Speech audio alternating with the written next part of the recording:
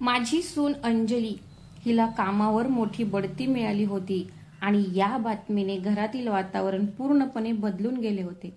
गेल्या अनेक महिन्यांपासून ती तिच्या कुटुंबासोबत राहत होती. ती कंपनीत खूप मेहनत करत होती आणि शेवटी तिच्या वरिष्ठांनी तिची मेहनत पाहून तिला एका उच्च पदावर नियुक्त केले. जेव्हा ती घरी आली आणि आनंदाची बातमी सांगितली, तेव्हा तिच्या चेहऱ्यावर एक विचित्र अभिमान आणि अहंकार स्पष्ट दिसत होता. तिच्यासाठी ते फक्त एक प्रमोशन होते. तिच्या यशाचे प्रतिध्वनी घराच्या प्रत्येक कोपऱ्यात घुमत होते आणि अंजलीला वाटले तिच्या आयुष्याने एक नवीन वळण घेतले होते, जिथे ती सर्व गोष्टींची प्रमुख असेल. तिच्या या भव्य यशाचा आनंद साजरा करण्यासाठी ती तिच्या संपूर्ण कुटुंबाला शहरात घेऊन गेली. तिने त्यांना शहरातील एका अतिशय प्रतिष्ठित आणि महागड्या हॉटेलमध्ये घेऊन जाण्याचा निर्णय घेतला, जेणेकरून ते सर्वजण मिळून त्यांचे यश साजरे करू शकतील. अंजलीने तिच्या कुटुंबातील प्रत्येक सदस्याला आमंत्रित केले. तिने त्यांच्या पालकांनाही खास आमंत्रित केले, पण तिने मला एकदाही सोबत येण्यास सांगितले नाही. तिने तिचा नवरा दीपक, तिची मुले आणि तिच्या पालकांसोबत जाण्यासाठी सविस्तर योजना आखल्या होत्या. पण त्या खास क्षणी माझी उपस्थिती तिला ओझ्यासारखी वाटली असेल. मी तिथेच उभी राहून शांतपणे पाहत होते. ते कपडे घालून निघून जाण्याच्या तयारीत होते, पण कोणीही मागे वळून विचारले नाही, आई, तू आमच्यासोबत येतेस का? चला. त्या क्षणी मला असं वाटलं की मी त्या कुटुंबाचा भागच नाहीये. उलट मी एक निरुपयोगी सावली होते. आता कोणालाही गरज नाही. ते गेल्यानंतर काही तासांनी घरातील शांतता मला त्रास देऊ लागली होती. अचानक माझा फोन वाजला आणि मला अंजलीचा मेसेज आला. त्यात लिहिले होते की सासूबाई, तुमच्या लक्षात असेल की कालचे उरलेले अन्न फ्रीजमध्ये आहे. कृपया ते गरम करून खा आणि ते अजिबात वाया घालवू नका. ते शब्द वाचून माझे मन दुःखाने भरून आले, कारण एकीकडे ते शहरातील सर्वात महागड्या हॉटेलमध्ये जेवण करत होते आणि दुसरीकडे ते मला शिळे अन्न खाण्याचा सल्ला देत होते. अंजलीचा संदेश फक्त जेवणाबद्दल नव्हता, तर तो मला या घरात माझ्या जागा दाखवून देण्याचा एक मार्ग होता. तिच्या बोलण्यातील कठोरपणा आणि कडक स्वर माझ्या आत्मसन्मानाला खूप दुखावत होता आणि मला माझ्या परिस्थितीवर रडावेसे वाटत होते. मी तो संदेश वाचला आणि बराच विचार केल्यानंतर कोणताही निषेध किंवा तक्रार न करता मी फक्त एक छोटेसे उत्तर लिहिले, ठीक आहे. त्या एका शब्दाने सर्व दुःख, माझे मौन आणि मी घेतलेला निर्णय लपलेला होता. अंजलीला एक लांबलचक उत्तर देऊन मला माझा आणखी अपमान करून घ्यायचा नव्हता, म्हणून मी फक्त होकार दिला. त्या ठीक आहे मागे एका महिलेचा पराभव होता आणि जिने तिचे संपूर्ण आयुष्य त्या कुटुंबाला दिले होते, पण त्या बदल्यात तिला फक्त शिळे अन्न आणि एकटेपणा मिळाला. माझा प्रतिसाद अंजलीसाठी सामान्य असेल, पण माझ्यासाठी पूर्णपणे तुटलेल्या नात्याचा तो शेवट झाल्याचे पहिले लक्षण होते.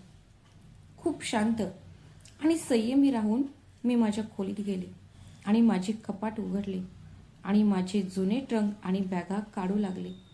मी माझे कपडे आणि ज्या काही वस्तू खरोखर माझ्या होत्या त्या मी खूप काळजीपूर्वक पॅक करायला सुरुवात केली आणि या घराच्या वैभवाशी माझा काहीही संबंध नव्हता. त्या क्षणी माझे हात थरथर कापत होते, पण मी आता इथे एक क्षणही थांबायचे नाही असा दृढ निश्चय केला होता. मी शक्य तितक्या आठवणी जपल्या आणि ते घर कायमचे सोडण्याची तयारी केली.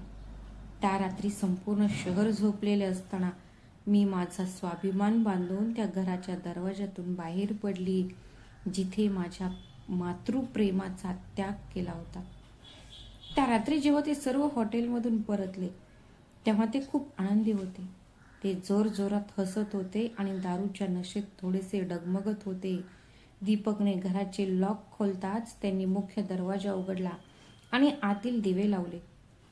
समोरचे दृश्य पाहून ते सर्व जागीच धिजले. घरातील शांतता आणि माझी खोली रिकामी पाहून त्यांच्या चेहऱ्यावरील मध्यधुंद हास्य क्षणार्धात नाहीसे झाले. एक विचित्र शांतता पसरली. अंजली आणि दीपक यांनी कधीही स्वप्नातही पाहिले नव्हते.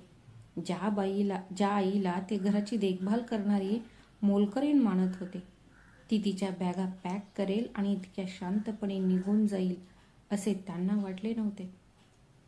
त्यांच्या डोळ्यासमोर ते सत्य उभे होते. गेल्या 3 वर्षांपासून तो दुर्लक्ष करत होता. त्या दृश्याने तो अगदी हादरवून गेला. रात्रीचे 9:30 वाजले होते.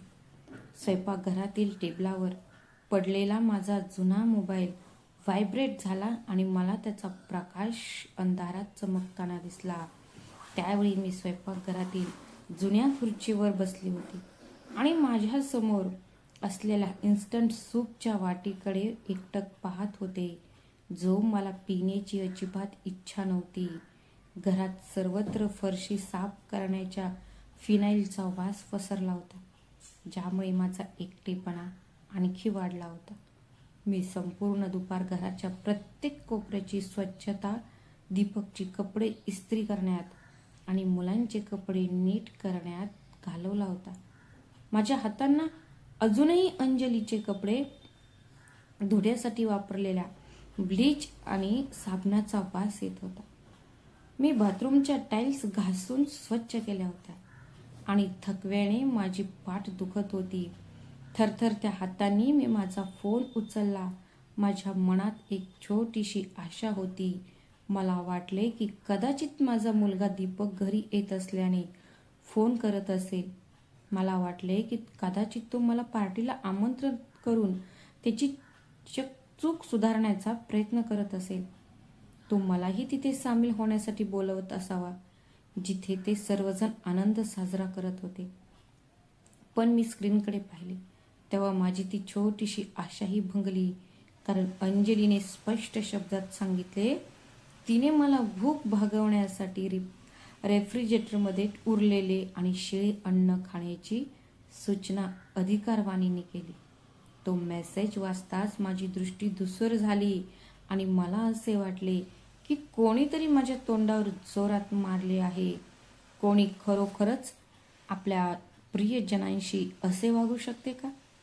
हे समजून घेण्यासाठी मी अंजलीचे कठोर शब्द एकदा, दोनदा आणि नंतर तिसऱ्यांदा वाचले. एका क्षणासाठी मला माझ्या हृदयात काहीतरी खूप मौल्यवान आणि नाजूक तुटल्यासारखे वाटले. जसा मौल्यवान पोर्सिलेनचा कप पडतो आणि तुटतो. तो कप फुटण्याचा आवाज बाहेर ऐकू येत नाही, पण तो फुटल्याची वेदना आणि तोटा फक्त त्यालाच कळतो ज्याने तो जपला आहे.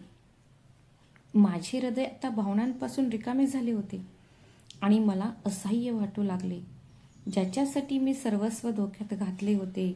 आणि तीच गोष्ट आहे, त्या संदेशामागील उदासीनतेमुळे मला असे वाटले की जणू या घराच्या भिंतींमधील माझे अस्तित्व संपले आहे. तो फक्त एक साधा संदेश नव्हता, तर तिच्यात एक कटुता आणि एक उपहास लपलेला होता, जो अंजलीने हुशारीने तिच्या शब्दांमागे लपवला. तिला हे चांगलेच माहीत होते की जेव्हा मी या घरात एकटी तिथे बसून त्यांच्या नशिबाला शिव्या देत असतील, पण शहरातील सर्वात मोठ्या रेस्टॉरंटमध्ये, रॉयल पॅलेसमध्ये ते महागडी दारू पित असतील. मला जाणवले की मेनूवरील सर्वात स्वस्त पदार्थांची किंमत ही 6,500 पेक्षा कमी नव्हती, जी माझ्या संपूर्ण मासिक औषधाच्या बिलापेक्षा जास्त होती. हे माहीत असूनही या घराचे हप्ते भरण्यासाठी माझ्या पैशाचा वापर केला जात होता. ते मला कार्यक्रमापासून दूर ठेवून माझा अपमान करत होते. मी हा विचार करून खूप दुःखी होत होते की ज्या मुलाला मी कष्ट करून मोठे केले, तो त्याच्या पत्नीच्या वाईट वागण्यात तिला पूर्ण पाठिंबा देत होता. मी स्वतःवर नियंत्रण ठेवण्याचा खूप प्रयत्न केला, पण मी माझ्या भावनांवर नियंत्रण ठेवू शकले नाही, कारण मी अंजलीचं इंस्टाग्राम अकाउंट उघडलं. माझ्या आत जळत असलेल्या सर्व गोष्टी माझ्या डोळ्यासमोर तरळल्या. तिथे अंजलीचे असंख्य फोटो आणि व्हिडिओ शेअर केले. पहिल्याच फोटोत माझा मुलगा दीपक पांढऱ्या शर्टमध्ये खूपच सुंदर दिसत होता. त्याने घातलेला तोच शर्ट आज सकाळी खूप प्रेमाने इस्त्री केला होता अंजलीने खूप गडद लाल रंगाची साडी घातली होती आणि तिच्या चेहऱ्यावर हास्य होते. जणू काही ती संपूर्ण जगाची मालकीण आहे. बस ते फोटो पाहून माझे हृदय धडधडत होते, कारण त्यांच्या आनंदात माझ्यासाठी एक छोटीशी जागा उरली नव्हती. फोटोंमध्ये माझे लाडके नातवंडे कोळंबीची पक्वान्न खात होती आणि कॅमेऱ्यासमोर मजेदार चेहरे बनवत होती. त्यांचा आनंद स्पष्टपणे दाखवत होती. अंजलीची मेवणी, तिचा मेहुणा आणि तिची आईही त्या भव्य मेजवानीचा भाग होती. ती शहराच्या पलीकडून विमानाने आली होती. अंजलीची आई, जिला ती मम्मी म्हणत असे, ती अभिमानाने तिच्या मुलीच्या यशाबद्दल बडाई मारत होती, तर मी घर स्वच्छ करण्यात व्यस्त होते. संपूर्ण फॅमिलीमध्ये मी एकटीच होती जिला जाणून बुजून घरी ठेवण्यात आलेलं होतं. मला वाटले की अंजलीने जाणून बुजून ते फोटो प्रसिद्ध केले आहेत, कारण ती मला अपमानित करू शकेल आणि तिच्या यशाचा गावभर दिंडोरा पिटवेल. त्या पोस्ट खालील कॅप्शनने माझ्या जखमांवर मीठ चोळले. असे म्हटले आहे, वयाच्या 34व्या वर्षी प्रादेशिक व्यवस्थापक झालेल्या मेरी राणी यांना कधीही न थांबणाऱ्या महिलांसाठी बढती मिळाल्याचा आनंद साजरा करण्यासाठी हे आयोजन करण्यात आले होते. या पोस्टला फक्त काही मिनिटांतच 200हून अधिक लोकांनी लाईक बटन दाबले आणि अंजलीवर कौतुकाचा वर्षाव करत होते. जड अंतकरणाने मी ॲप बंद केले, कारण मला ते यापुढे पाहणे सहन होत नव्हते. अंजलीच्या जगात माझ्यासारख्या जुन्या गोष्टींची काहीच किंमत नाही हे मला कळून चुकलं होतं. फक्त मी यांच्या घरातले काम करत राहावे. मी रडण्याच्या उंबरड्यावर असताना अचानक माझ्या मनात एक विचित्र शांतता निर्माण होऊ लागली. मी माझा मोबाईल फोन स्वयंपाकघरातील टेबलावर ठेवला आणि माझ्या थंडगार सूपच्या वाटीकडे पाहत राहिले, जो आत्ता पूर्णपणे थंड झाले होते. त्या क्षणी माझ्यासोबत काहीतरी विचित्र घडले. मी रागाच्या भरात मोठ्याने रडले नाही, ना ओरडले नाही किंवा घरात काहीही तोडले नाही. माझ्या संपूर्ण शरीरात एक बर्फाळ शांतता आणि स्थिरता पसरली. जणू काही माझ्या शरीराने ते कठोर वास्तव स्वीकारले होते, जे माझे मन स्वीकारण्यास अनिच्छुक होते. मी पूर्णपणे शांत होते आणि मला स्पष्टपणे तो रस्ता दिसू लागला, जिथे मला आत्ता पुढे जायचं होतं. त्या शांततेत एक अशी शक्ती होती, ज्यामुळे तुटण्यामुळे त्याने मला आतून अधिक मजबूत केले होते. मी माझ्या खुर्चीवरून खूप हळू उठले. जणू काही माझ्या शरीराचा प्रत्येक भाग मोठ्या विचाराने हालचाल करत होता आणि मी थेट माझ्या खोलीकडे निघाले. मी माझ्या कपाटाचा दरवाजा उघडला आणि या मोठ्या घरात माझ्याकडे असलेल्या काही कपड्यांकडे पाहिले. त्या घरात माझे आपले होते. त्या टेबलावर हसत आणि नशा करत असलेल्या व्यक्तीला याची कल्पनाही करता आली नसती की मी काय विचार करत आहे. त्यांना वाटलं होतं की मी नेहमीप्रमाणे त्यांच्या टीकेला सहन करेन आणि उद्या संध्याकाळी पुन्हा त्यांना नाश्ता करून देईन. पण ते चुकीचे होते, कारण मी गेल्या अनेक महिन्यांपासून मानसिक स्थितीत राहत होते. मी या क्षणासाठी स्वतःला तयार करत होते आणि आज तो क्षण अखेर आलाच. यावेळी मी त्यांचे ऐकणार नव्हते किंवा त्यांचे उरलेले अन्न खाणार नव्हते. यावेळी मी त्यांच्या आयुष्यातून कायमचे गायब होण्याचा विचार केला, जेणेकरून त्याला माझी अनुपस्थिती जाणवेल.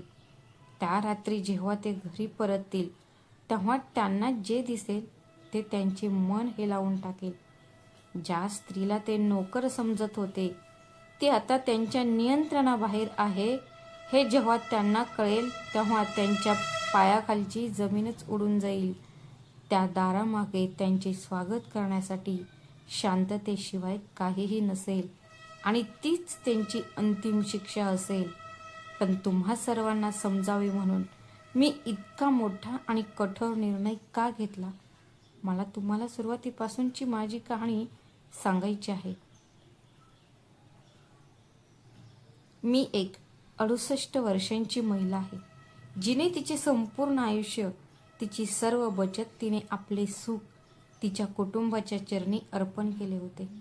असे काय झाले होते की ज्या महिलेने हे घर बांधण्यासाठी आपले जीवन समर्पित केले, तिलाच एका मोलकरणीसारखे वागवले जात होते? अंजली आणि दीपक यांनी माझ्या प्रेमाचा फायदा कधी आणि कसा घ्यायला सुरुवात केली, हे जाणून घेणे महत्त्वाचे आहे.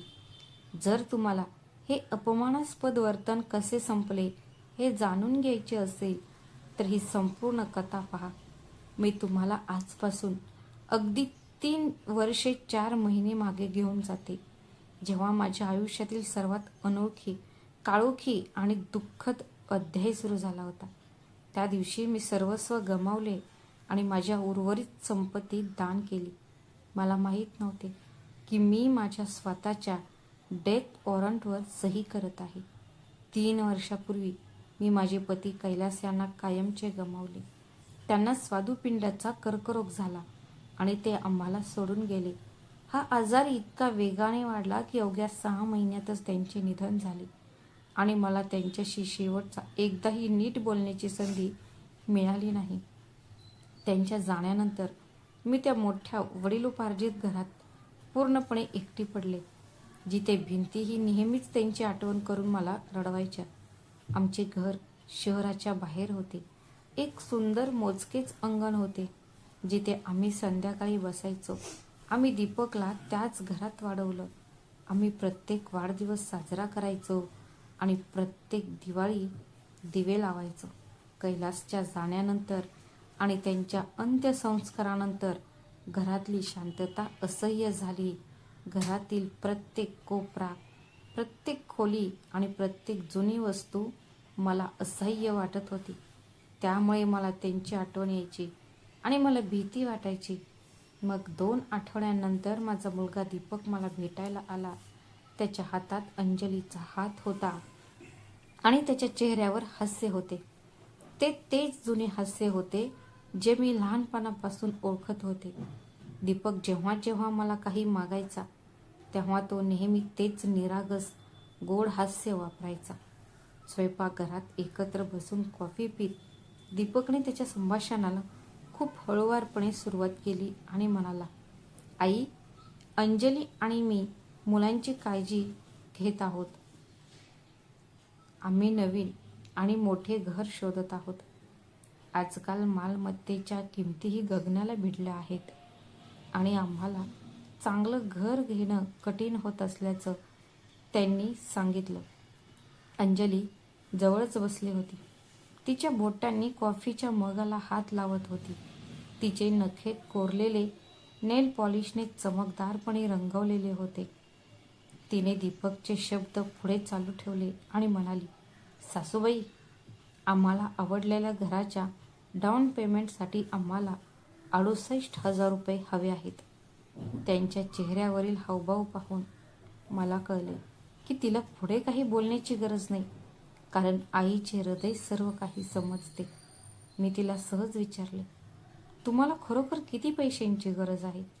मी जे काही करू शकते ते करेन. दीपकने आपली नजर खाली केली आणि खूप भावनिक स्वरात म्हणाला, आई, जर तू हे जुने वडिलोपार्जित घर विकलेस तर तू आमच्यासोबत आमच्या नवीन घरात राहू शकतेस. त्याने मला फसवले. असे म्हटले की यामुळे माझा एकटेपणा संपेल आणि माझे नातवंडे त्यांच्या आजीसोबत राहण्यात खूप आनंदी असतील. त्यांच्या शब्दात एक प्रस्ताव होता जो दोन्ही बाजूंनी फायदेशीर ठरत होता, पण प्रत्यक्षात ही माझ्या अधोगतीची सुरुवात होती. अंजली द्रुतपणे हसली आणि म्हणाली, सासूबाई, हे परिपूर्ण होईल कारण तुम्ही आम्हाला मुलांची काळजी घेण्यास मदत कराल आणि आम्ही एका खऱ्या कुटुंबाप्रमाणे तुमची काळजी घेऊ. कुटुंब हा शब्द माझ्यासाठी जादूसारखा होता, कारण माझ्या पतीच्या मृत्यूनंतर मी माझ्या प्रियजनांसोबत राहण्यासाठी खूप उत्सुक होते. जास्त विचार न करता मी माझे लाडके घर फक्त 3 आठवड्यात विकण्यासाठी कागदपत्रांवर स्वाक्षरी केली. ते घर ज्यामध्ये मी 42 वर्षांपासून राहत होते, माझ्या मुलाचे स्वप्न पूर्ण करण्यासाठी मी आठवणी आणि उंच छत असलेले घर 1,20,000ला विकले. मी ताबडतोब दीपकला घराच्या डाऊन पेमेंटसाठी 68,000 रुपये दिले आणि उरलेले पैसे बचत खात्यात टाकले. त्यावेळी मला वाटले की उरलेले पैसे माझ्या म्हातारपणाला आधार देण्यासाठी आणि मला सुरक्षितता प्रदान करण्यासाठी पुरेसे असतील. पण त्या दिवशी मी एक मोठी चूक केली आणि ज्याचा मला शेवटच्या श्वासापर्यंत पश्चाताप राहील. मला नवीन घराचे मालकी हक्क माझे नाव लिहिले नाही. दीपकने मला प्रेमाने समजावून सांगितले होते, आई, याची काही गरज नाही, कारण हे घर आपल्या सर्वांचे आहे आणि अनावश्यक कागदपत्रांमध्ये अडकून काय फायदा. आणि एका मूर्ख आईप्रमाणे मी माझ्या मुलावर पूर्ण विश्वास ठेवला आणि त्याने सांगितलेल्या प्रत्येक गोष्टीवर मी विश्वास ठेवला. नवीन घर आधुनिक गेटेड कम्युनिटीमध्ये होते, सुरक्षा रक्षक आणि सर्व सुविधांसह. पहिले काही महिने खूप ते सामान्य आणि आनंददायी वाटले. मी दररोज सकाळी 5 वाजता उठायचे आणि दीपकचा आवडता कडक चहा वेलची घालून बनवायचे. मी मुलांसाठी नाश्ता बनवायचे, कधी पराठे, कधी पोहे, आणि शाळेसाठी त्यांचे जेवण पॅक करायचे. सकाळी 7:30 वाजता अंजली तिचा बिझनेस सूट घालून ऑफिसला जायची आणि तिच्या महागड्या परफ्यूमचा सुगंध घरभर दरवळायचा. ती मागे वळूनही पाहत नव्हती, जणू माझे काम फक्त घर सांभाळणे आहे आणि मला त्यापेक्षा जास्त महत्त्व नाही. दीपकही अर्ध्या तासाने ऑफिसला निघून जायचा. कधी कधी तो जाताना माझ्या कपाळाचे चुंबन घेत असे, पण बऱ्याचदा तो माझ्याकडे न पाहता फक्त जातो आई असे म्हणत असे, जणू तो जगासाठी अनोळखीच होता. तो गेल्यानंतर मी घर स्वच्छ करायला, भांडी धुण्यास, कपडे धुण्यास आणि फरशी नेहमीच चमकत राहावी म्हणून पुसायला सुरुवात करायचे.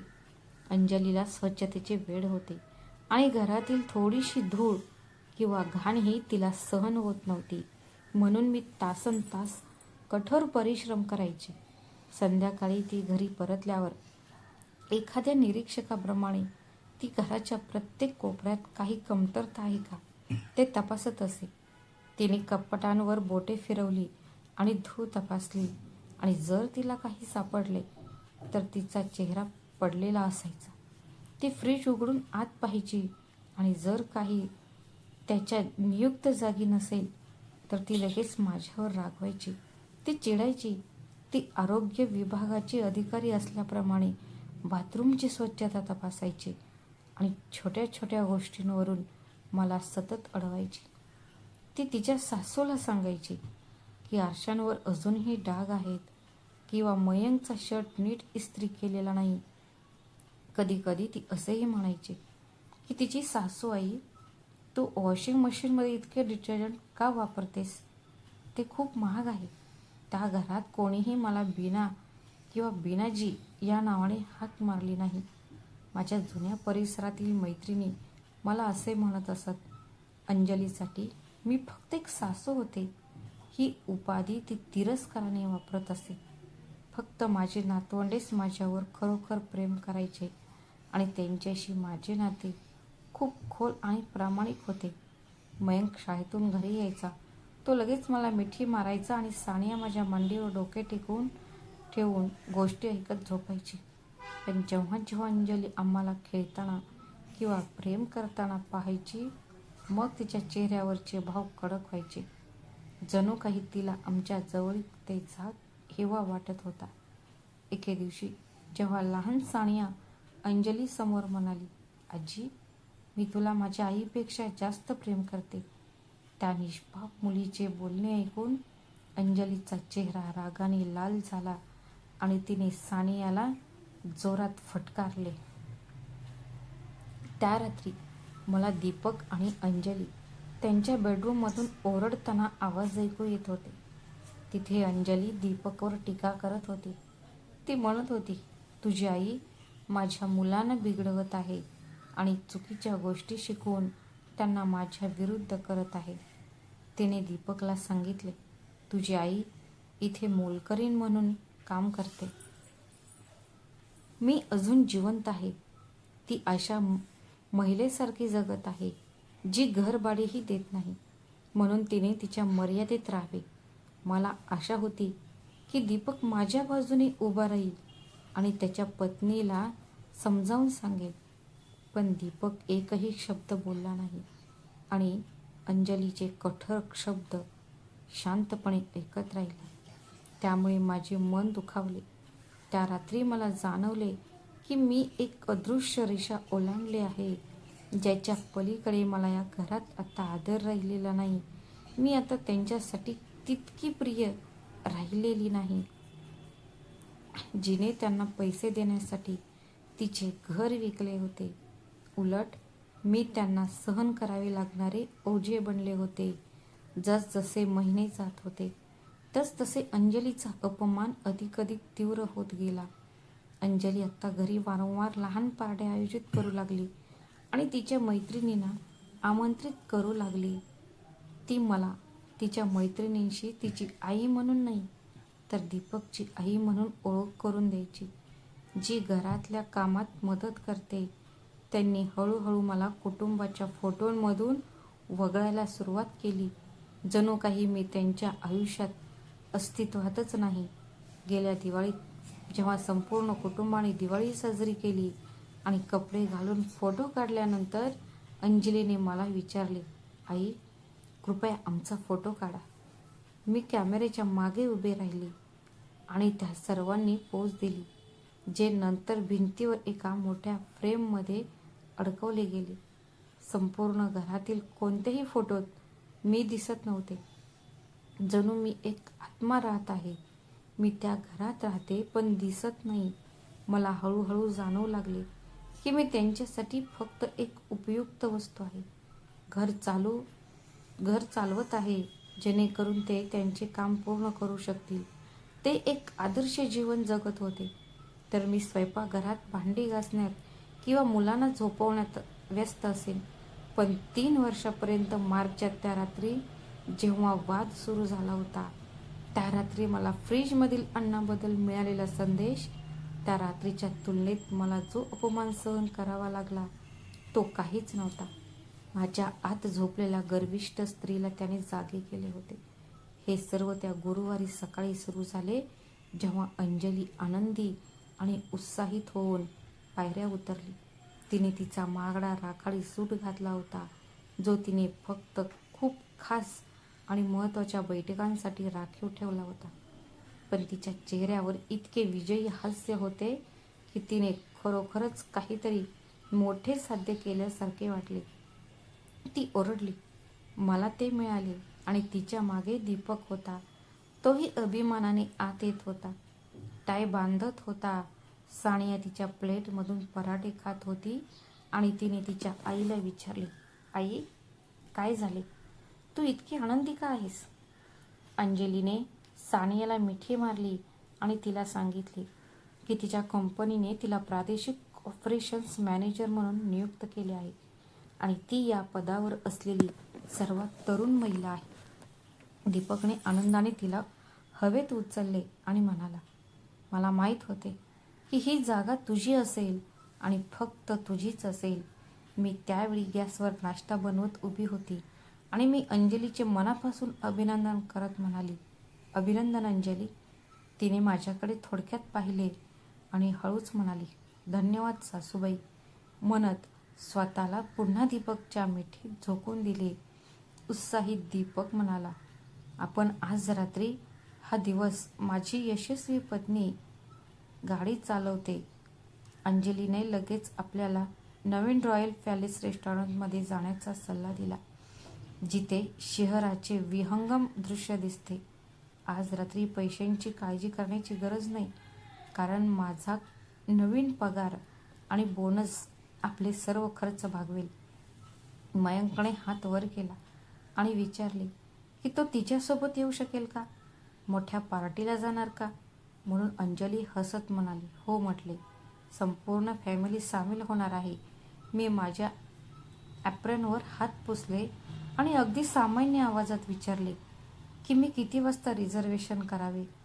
अंजलीने माझ्याकडे असे पाहिले की असं वाटत होतं की तिला नुकतंच आठवलं असेल की मी खोलीत आहे आणि ऐकत आहे. तिने खूप विचित्र स्वरात विचारलं, रिझर्वेशन कशासाठी?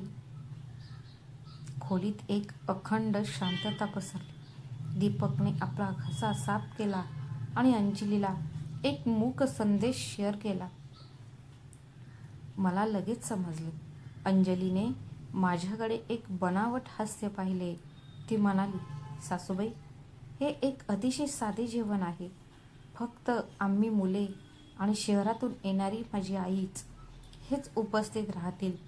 तिने तात्काळ कुटुंब या शब्दावर जोर दिला. त्या शब्दांनी माझ्या हृदयाला काचेच्या तुकड्यांसारखे भोसकले आणि माझी खरी ओळख उघड केली. मी फक्त मला समजले असे म्हटले आणि पुन्हा गॅसकडे वळले. स्वयंपाक करायला काहीच उरले नव्हते, तरीही ती मागे वळली. टोस्ट खाताना अंजलीने सहजतेने म्हटले, कुणीतरी घराची काळजी घ्यावीच लागेल.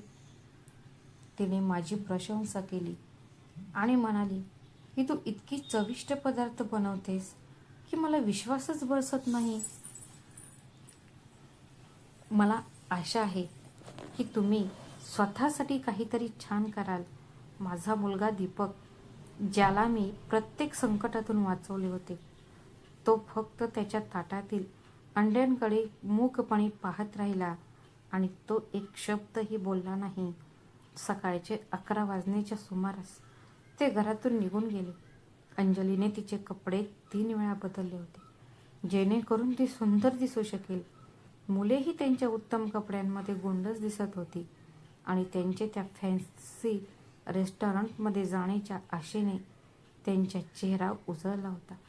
दीपकने जाताना माझ्या कपाळावर एक अतिशय औपचारिक आणि थंड चुंबन दिले, जणू काही तो नुकताच एक विधी पूर्ण करत आहे. तो मला म्हणाला, आई, आमची वाट पाहू नकोस, कारण आम्हाला उशीर होऊ शकतो. आणि ते सर्वजण निघून गेले. ते गेल्यानंतर संपूर्ण घर विस्मयाने भरून गेले. एक शांतता पसरली, इतकी जड की मला श्वास घेण्यास त्रास होत होता. मी रिकाम्या घरातून चालत बैठकीच्या खोलीतून गेले. सगळं काही त्याच्या जागी होतं. घर अगदी स्वच्छ आणि नीटनेटके होतं, पण त्या घरात मला पूर्णपणे एकटं वाटलं. मी स्वतःसाठी फक्त 20 रुपयांचा स्वस्त इन्स्टंट सूप बनवला, कारण मला माझी जागा माहीत होती. मी जेवणाच्या टेबलावर बसले नाही, त्याऐवजी मी एका लहान स्वयंपाकघरातील टेबलावर बसले आणि सूप पिले, कारण आता मी त्यांच्यासाठी फक्त एक मोलकरीण होते. संध्याकाळी 7 वाजता मी पुन्हा इंस्टाग्राम उघडले. अंजलीचा पहिला फोटो होता, जो तिच्या लाल साडीत चमकत होता. ती हातात वाईनचा ग्लास घेऊन सर्वांचे आभार मानत होती. दुसऱ्या फोटोत माझे नातू मयंक आणि सानिया, त्यांच्या समोर कोळंबी आणि मोठे बर्गर होते आणि ते खूप आनंदी दिसत होते. तिसऱ्या फोटोमध्ये संपूर्ण टेबल दिसत होते, जिथे एकूण 9 लोक बसले होते, ज्यात अंजलीचे नातेवाईक आणि तिच्या काही मैत्रिणींचा समावेश आहे. ते सर्वजण आनंद साजरा करत होते, हसत होते आणि एकमेकांचे अभिनंदन करत होते. मी त्या घरात एकटीच बसून जुन्या आठवणींसह सूप पित होते. त्या पोस्टवर हजारो कमेंट आल्या, ज्यात अंजलीला राणी आणि यशस्वी महिला म्हटले गेले, पण कोणीही विचारले नाही की घरातील ती वृद्ध महिला कुठे आहे. मला कळले नाही, त्या चित्रात त्या कुटुंबाची खरी ताकद असलेल्या एखाद्या व्यक्तीची कमतरता आहे. मी माझा सूप बाऊल धुतला आणि स्वयंपाकघरात गेले. मी माझा डेस्क स्वच्छ केला, जेणेकरून अंजलीला तक्रार करण्याचे कारण नसेल. तेवढ्यात माझा फोन पुन्हा व्हायब्रेट झाला आणि अंजलीचा तोच मेसेज आला. माझा धीर पूर्णपणे तुटला. त्या मेसेजमध्ये तिने मला पुन्हा आठवण करून दिली की फ्रीजमध्ये उरलेलं अन्न खा, म्हणजे काहीही वाया जाणार नाही. मी तो मेसेज वाचला आणि माझ्या आतली प्रेमळ आई कायमची मेली आणि एका नवीन स्त्रीचा जन्म झाला. मला असे वाटले. मी रेफ्रिजरेटर उघडला. मी पाहिले की काल मी शिजवलेले अर्धे चिकन, काही भात आणि काही भाज्या होत्या. अंजलीच्या मते मला फक्त ते उरलेलंच खाण्याची गरज होती. जणू माझे अस्तित्व आता तिच्या आयुष्याचा एक अवशेष आहे. मी एक दीर्घ श्वास घेतला. रेफ्रिजरेटरचा दरवाजा बंद केला आणि तिला फक्त 2 शब्द सांगितले. मी उत्तर दिले, ठीक आहे. त्या 2 शब्दांमध्ये 6 महिन्यांचा छळ आणि अपमानानंतर मी आज घेतलेला निर्णय होता. मी माझ्या खोलीत गेले. मी कपाटाच्या वरच्या बाजूला असलेली माझी मोठी ट्रंक काढली, जी मी गेल्या अनेक वर्षांपासून वापरली नव्हती. अंजली आणि दीपकला कल्पनाही नव्हती की पार्श्वभूमीत विषाणूचा आवाज आधीच ऐकू आला आहे. गेल्या 6 महिन्यांपासून मी या क्षणासाठी स्वतःला सर्व प्रकारे तयार करत होते. मी गुप्तपणे सर्व कागदपत्रे गोळा केली, त्यांचे संभाषण रेकॉर्ड केले आणि त्यांनी माझ्यावर केलेल्या अपमानाचे पुरावे त्यांनी जपून ठेवले. त्यांना असे वाटले की ते एका 68 वर्षांच्या महिलेला त्यांच्या तालावर नाचवत आहेत, पण ते तो अनुभव विसरले. वेळ माणसाला खूप काही शिकवते. त्यांना माहीत नसलेली सर्वात मोठी गोष्ट म्हणजे ते घर अजूनही कायदेशीररित्या माझ्या मालकीचे होते. मी बॉक्स घेतला आणि मी ट्रंक बेडवर ठेवली आणि माझे कपडे, शूज आणि माझ्या आयुष्यातील मौल्यवान संपत्ती असलेल्या माझ्या दिवंगत पती कैलासचे फोटो ठेवू लागले. कपडे बाजूला ठेवण्यापूर्वी मी क्षणभर थांबले, कारण मला माहीत होते की हा फक्त रागाच्या भरात घेतलेला निर्णय नसावा. हे एक पाऊल होते. ते नाते शेवटचे असावे. असे नाही की एका आठवड्यानंतर मी त्यांच्यासमोर काहीतरी मागत असेन. मला ते जुने बॉक्स कपाटाच्या मागच्या बाजूला, मी माझी शिलाई मशीन आणि वैयक्तिक सामान जिथे लपवले होते ते ड्रॉवर काढले. तिथे एका जुन्या लिफाफ्यात घराचे मूळ कागदपत्र होती, स्वाक्षरी केलेली. माझे नाव बीना देवी ठळक अक्षरात लिहिले होते.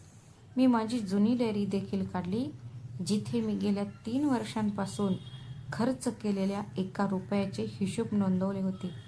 मी ते या घरावर खर्च केले. त्या डायरीच्या पानांवर माझा थरथरणारा हात साक्ष देत होता की मी माझे संपूर्ण पेन्शन दीपकची प्रत्येक इच्छा पूर्ण करण्यासाठी खर्च केले होते. ऑगस्ट 2022 मध्ये 68,000चे डाऊन पेमेंट करण्यात आले. सप्टेंबरमध्ये 1 लाख किमतीचा नवीन रेफ्रिजरेटर आणि वॉशिंग मशीन खरेदी करण्यात आली. ऑक्टोबरमध्ये 3.5 लाख किमतीचा सोफा सेट खरेदी करण्यात आला. अंजलीला जे काही मिळू शकले ते माझ्या बचत खात्यातून पैसे काढून जीर्ण झालेल्या वस्तू बदलल्या. त्यामुळे माझा मुलगा आणि सुना आनंदी व्हायचे. नोव्हेंबरमध्ये घरात पाईप फुटला, तेव्हा मी 8,700 खर्च केले. त्यावेळी दीपककडे पैसे नसल्याने मी ते त्याला दिले होते. हिशोब ठेवण्याची प्रक्रिया लांब होती, ज्यामध्ये बैठकीच्या खोलीत महागडा टीव्ही, बेडरूम, नवीन गाद्या आणि त्यात बाथरूमचे नूतनीकरण देखील समाविष्ट होते. अंजलीला तिच्या बाथरूममध्ये इटालियन टाईल्स हव्या होत्या आणि मी त्यावर आनंदाने 6,500 रुपये खर्च केले. शिवाय माझ्या पेन्शनचा एक महत्त्वाचा भाग मासिक घरखर्चासाठी जात असे, कारण दीपक त्याच्या पगारातून सर्व काही सांभाळू शकत नव्हता. दीपकला घराच्या 1,400 रुपयांच्या हप्त्यातून फक्त 48,000 रुपये भरता आले आणि उर्वरित पैसे मी दिले. गेल्या 3 वर्षात मी माझ्या 68 वर्षांच्या मुलाला अशा प्रकारे वाचवले आहे. मी माझ्या आयुष्यातील सर्व कमाई आणि पेन्शन या घराच्या भिंतीत दफन केले होते. माझ्या डायरीच्या शेवटच्या पानावर मी एकूण रक्कम लिहिली, तेव्हा ती 1,36,80,000 इतकी झाली. ती सर्व संपत्ती होती जी मी आणि कैलासने 42 वर्षांच्या कठोर परिश्रमातून जमवली होती आणि ती मी एकाच झटक्यात या घरावर उधळून लावली होती. मला काय मिळाले? माझे फोटो नसलेली खोली आणि एक स्वयंपाकघर, जिथे मला शिळे अन्न खाण्यास सांगितले गेले. पण शिवणकामाची मशीनच्या तळाशी पिवळा लिफाफा होता, ज्यामध्ये अंजली आणि दीपकचे पाय हलवण्याची शक्ती होती. त्या घराची मूळ रजिस्ट्री होती. त्यात स्पष्टपणे लिहिले होते की मीच त्या मालमत्तेचा एकमेव मालक आहे. जेव्हा आम्ही घर खरेदी केले तेव्हा वकिलांनी आम्हाला पूर्ण रक्कम देण्याचा सल्ला दिला. माझ्या नावावर रजिस्ट्री असणे अधिक सुरक्षित आहे. दीपक त्यावेळी सहमत झाला आणि म्हणाला, आई, हे तुमच्यासाठी चांगले आहे. नंतर आपण ते हस्तांतरित करू. पण ट्रान्सफर कधीच झाली नाही, कारण प्रत्येक वेळी काही नवीन खर्च आणि काम उद्भवले की ते प्रकरण पुढे ढकलले जायचे. दीपकने हळूहळू विचारणे बंद केले आणि मी मुद्दाम त्याला कधीच आठवण करून दिली नाही, कारण माझ्या मनात कुठेतरी भीती होती. आज ती भीती माझी सर्वात मोठी ढाल बनली आहे. मला जाणवले की निसर्गाने मला या दिवसासाठी आधीच तयार केले आहे. मी लगेच माझा फोन उचलला आणि माझी भाची मेघाला फोन केला. ती शहरातील एक अतिशय सक्षम आणि निर्भय वकील होती. मेघाने माझ्या फोनला उत्तर देताच तिच्या आवाजात नेहमीच असलेली उबदारता आणि ओळखीची भावना निर्माण झाली आणि त्यामुळे मी थोडे अचंबित झाले. मी परिस्थिती थोडक्यात सांगितली आणि माझा स्वतःचा मुलगा आणि सून मला मोलकरणीसारखे कसे वापरत होते ते सांगितले. मेघाने ऐकले की घर अजूनही माझ्या नावावर आहे तेव्हा तिने मोठ्याने शिट्टी वाजवली आणि म्हणाली, आत्या, ही सोन्याची खाण आहे. तिने मला ताबडतोब तिच्या ऑफिसमध्ये येण्यास सांगितले.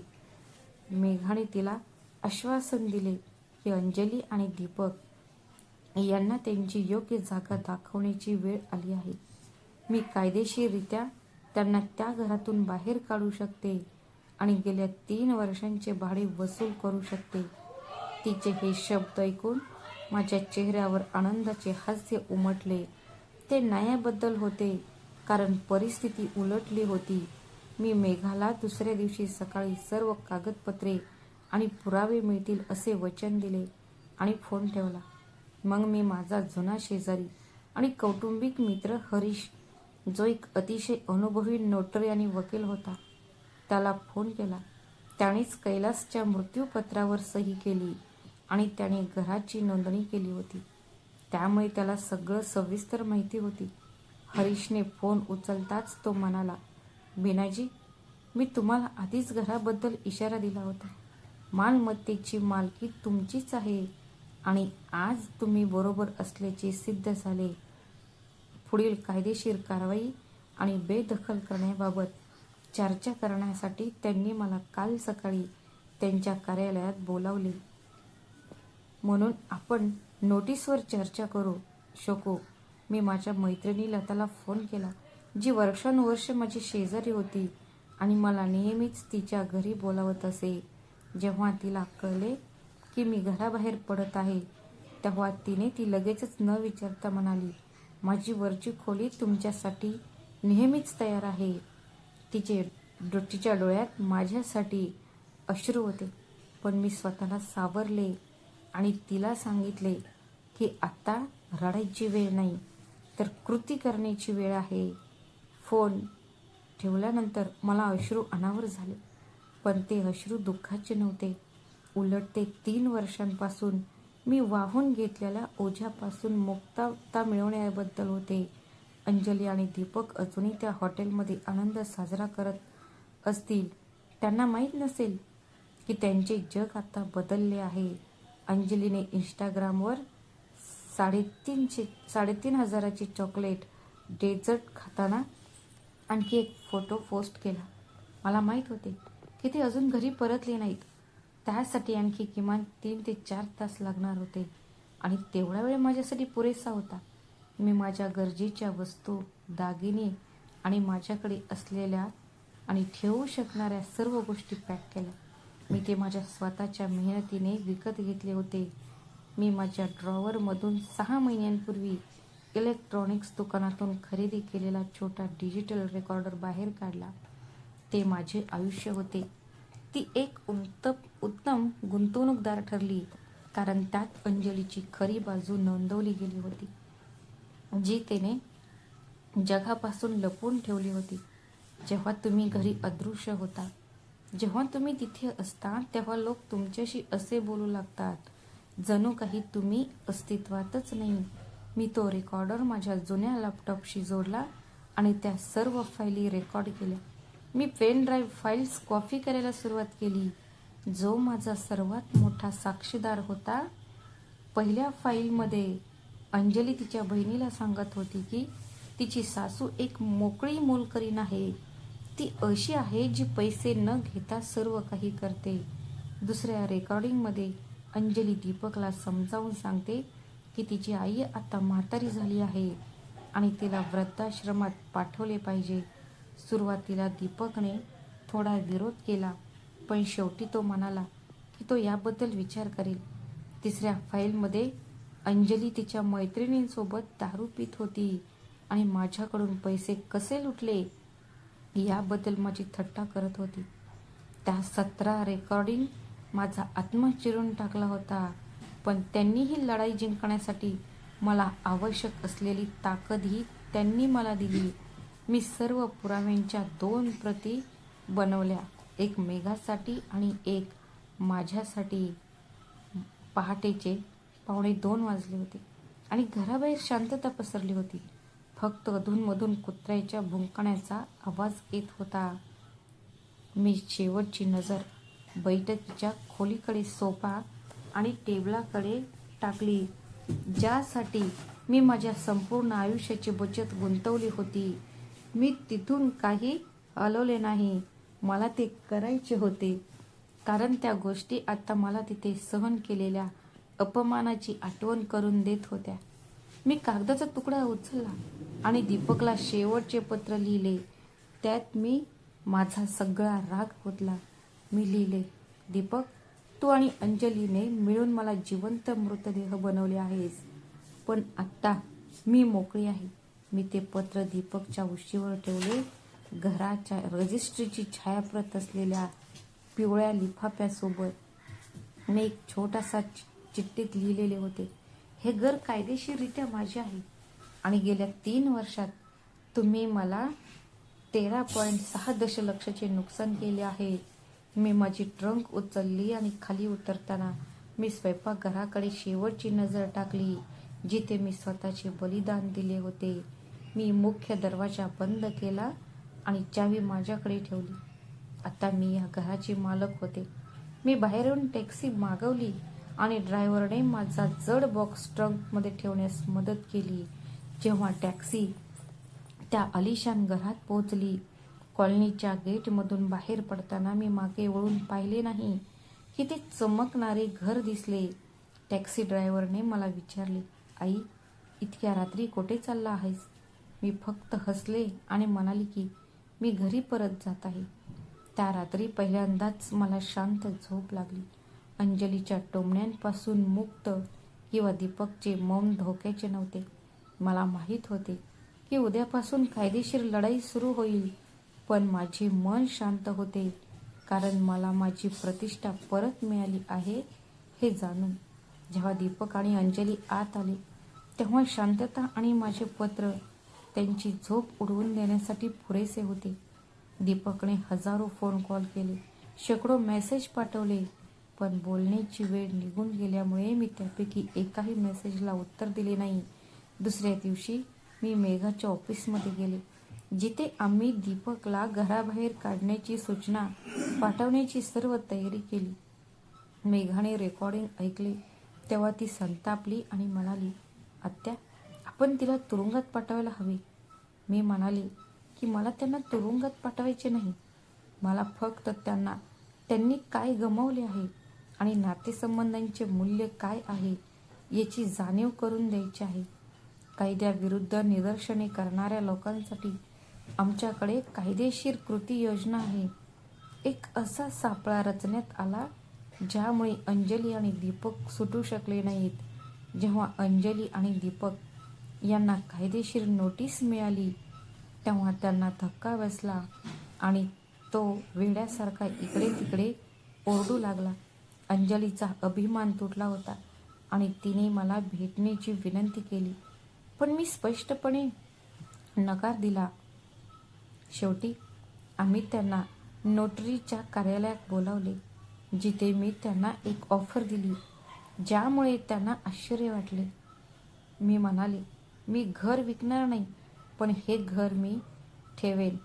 60% माझे असतील आणि 40% तुमचे. पण माझ्या काही अटी आहेत. माझी पहिली अट अशी होती की मी घरातल्या रिकाम्या खोल्या माझ्या पसंतीच्या भाडेकरूंकडे ठेवेन, जे बेघर असतील. अंजलीला आत्ता तिचे घर अनोळखी लोकांसोबत शेअर करावे लागले, हे जाणून खूप वाईट वाटले. पण तिच्याकडे दुसरा पर्याय नव्हता. मी एका विधवा शिक्षिका आणि तिच्या 2 मुलांना घरात राहण्यासाठी आमंत्रित करण्यासाठी आले होते. त्यांना डोक्यावर छताची नितांत गरज होती. अंजलीला आता त्यांच्यासोबत स्वयंपाकघरात काम करावे लागत होते आणि एकाच खोलीत राहावे लागल्याने तिला तिची खरी ओळख आठवत राहिली. हळूहळू अंजलीचे वर्तन बदलू लागले. जेव्हा तिला कळले की भाडेकरू हे कुटुंब इतक्या साधेपणाने आणि प्रेमाने राहते, दीपक आणि मी फॅमिली थेरपी सुरू केली, जिथे आम्ही वर्षानुवर्ष दडपलेल्या आमच्या भावनांना मोकळे केले आणि आमचे नाते बरे केले. मी त्यात सुधारणा करण्याचा प्रयत्न केला. आता 1 वर्ष झाले आहे आणि मी माझ्या लहान भाड्याच्या खोलीत खूप आनंदी आहे, जिथे माझी स्वतःची ओळख आहे. दीपक आता दर रविवारी मला भेटायला येतो आणि आम्ही एकत्र बसून जुन्या गोष्टींबद्दल गप्पा मारतो, जसे आम्ही लहानपणी करायचो. अंजलीनेही माझी माफी मागितली आहे आणि आता ती घरातील कामात मदत करते आणि वडिलांचा आदर करायला शिकली आहे. माझी नात सानियाने मला एक चित्र दिले आहे, ज्यात मी राणीसारखी सिंहासनावर बसलेली आहे. मी माझ्या संपूर्ण कुटुंबासोबत माझ्या भोवती बसली आहे. ते चित्र पाहून मला जाणवते की कधीकधी दूर जाणे हा प्रियजनांना जवळ आणण्याचा सर्वोत्तम मार्ग आहे. या धावपळीच्या आयुष्यात मी सर्वात मोठा धडा शिकले आहे. स्वाभिमानापेक्षा महत्त्वाचे काहीही नाही. जर तुम्ही स्वतःचा आदर केला नाही, तर जगही करणार नाही. तुला कधीच तो आदर दिला जाणार नाही, जो तुला पात्र आहे. मी माझा आवाज उठवला, माझ्या लढाया लढल्या आणि आज मी एक स्वतंत्र आणि स्वाभिमानी महिला आहे. मी माझे आयुष्य मान वर करून जगते. हा संघर्ष त्या सर्व महिलांसाठी आहे, ज्या शांतपणे अपमान सहन करतात आणि हेच त्यांचे नशीब आहे असे मानतात. नातेसंबंध लक्षात ठेवा. प्रेम फक्त तोपर्यंत टिकते जोपर्यंत ते आदराच्या मजबूत पायांवर उभे असते, अन्यथा ते फक्त एक ओझे बनते. मित्रांनो, जर तुम्हाला आजची कथा आवडली असेल तर कृपया चॅनलला सबस्क्राईब करा. व्हिडिओ आवडल्यास व्हिडिओला लाईक करा, शेअर करा. भेटूया अशाच आणखी एका नवीन कथेत. तोपर्यंत स्वतःची आणि तुमच्या प्रियजनांची काळजी घ्या आणि व्हिडिओला हाईप करायला विसरू नका. श्री स्वामी समर्थ. धन्यवाद.